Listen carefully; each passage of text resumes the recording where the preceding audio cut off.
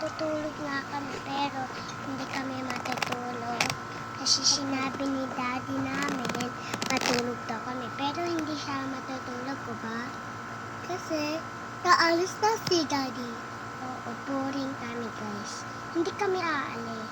Hindi aalis si daddy. Kasi nga, babantayin kami dalawa. O ba? Apa? Kasi naalis na si daddy. Kasi kaya watch na yung friends niya. Kaya mag-video na lang siya, no?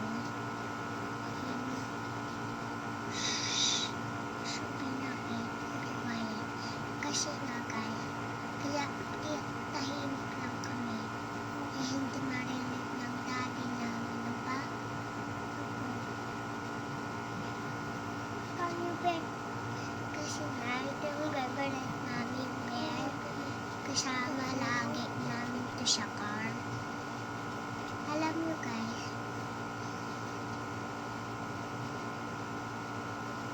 yeah. Kita ito, ang cute. Ang cute ng